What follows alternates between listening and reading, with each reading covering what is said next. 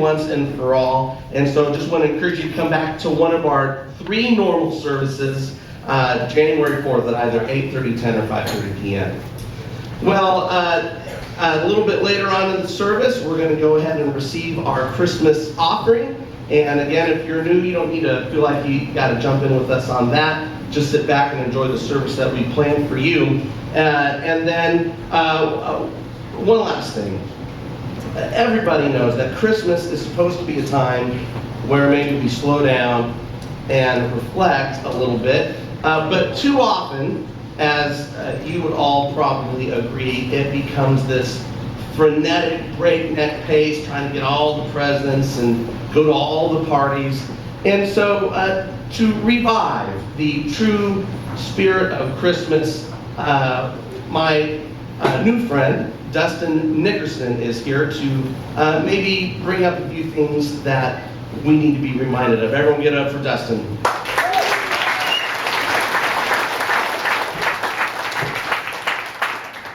Hey guys, Merry Christmas. How are we doing, ladies and gentlemen? Excellent.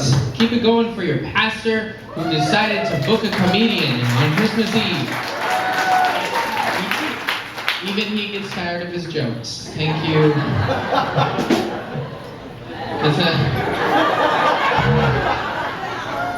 Thank you. Merry Christmas, everybody.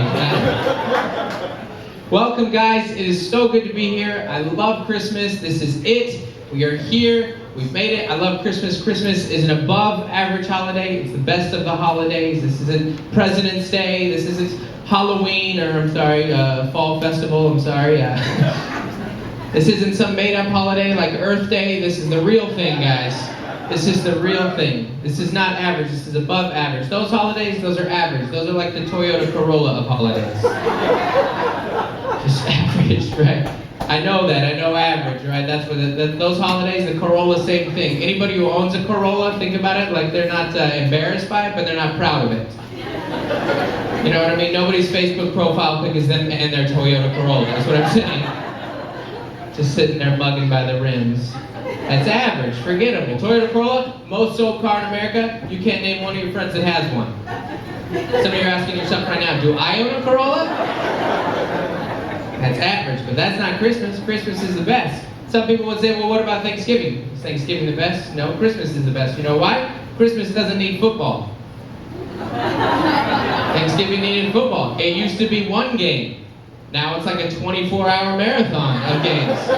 Tune in for the Chargers at 3 a.m. All right. Honestly, the Chargers can't even get on TV on Thanksgiving, can they, guys? That's sad. It's not an instant. And that wasn't in the notes. I'm going to stick to the notes.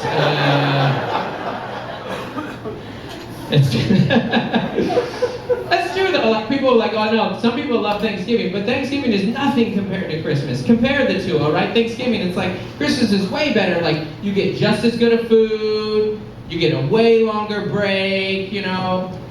Like Thanksgiving, it's like the holiday committee got together and they're like, hey, you're really living in Christmas's shadow right now.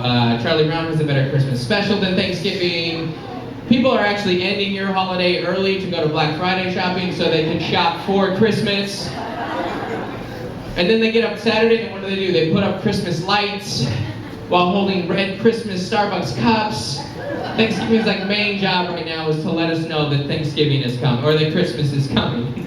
We're desperate though. Thanksgiving is so desperate to be like Christmas, right? So they give them 2 things that America loves just to try and revive them. Football and naps.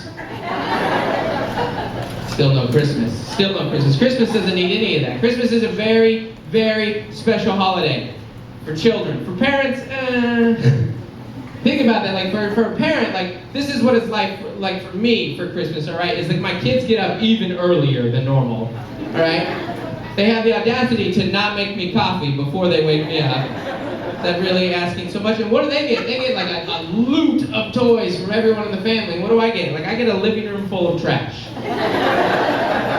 And like a really angry garbage man 2 days later. Sorry.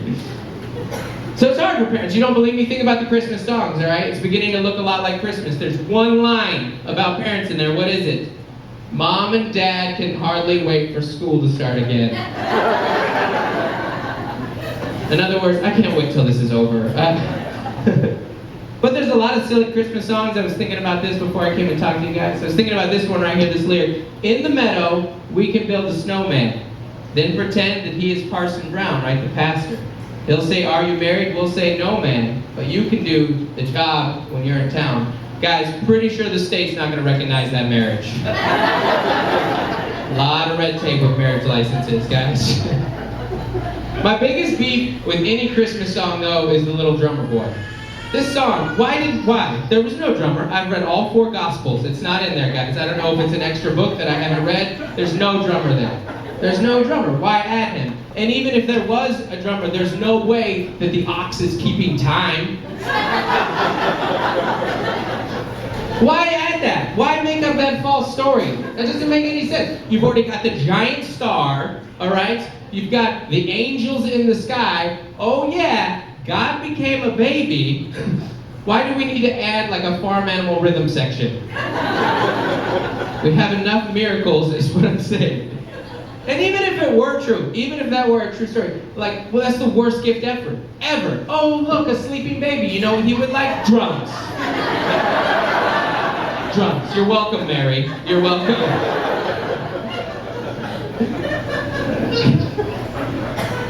I can speak to this. I do have 3 kids, and my wife was pregnant last Christmas, and so she's not this Christmas, and that's my Christmas gift. I'll tell you guys this. I made this mistake last year during the Christmas holiday. If your wife puts on a Santa hat, don't look at her and go, "Oh my gosh, you look just like him." Young husbands, you can make note of that one, right? I do have some beef with Santa, like as a fictional character, you know?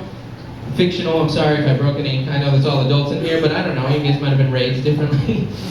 But think about it, like he's like an all-knowing, all-powerful, all-seeing being. That's what he is, all right? Does he really need to check the list a second time?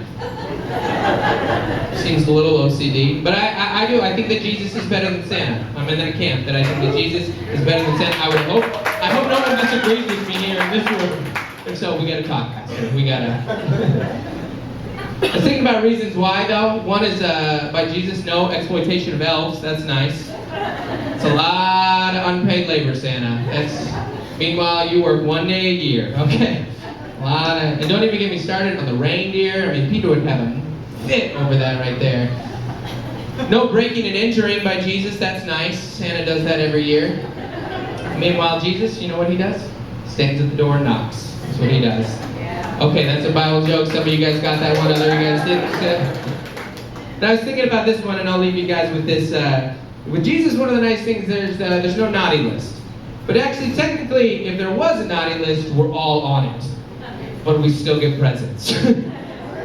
And I'll leave you guys on that somewhat serious note, because I say that in a somewhat joking way, but you know, I wanted to come up here and wish you guys a Merry Christmas, and I was thinking about it, like that is the gift of the holiday, right? Like that is the thing that all these other things that we're doing, when I think about Christmas and Santa and all the different things that we make jokes about, like that's the true idea, the true meaning of Christmas, right? That there is a naughty list in some sense, right? That we are all, and we're all sinners, we've all fallen short of the glory of God, Romans 3. But we get the free gift of Jesus' grace and his forgiveness. So thank you guys for laughing at my jokes. Merry Christmas to you guys. And have a good weekend.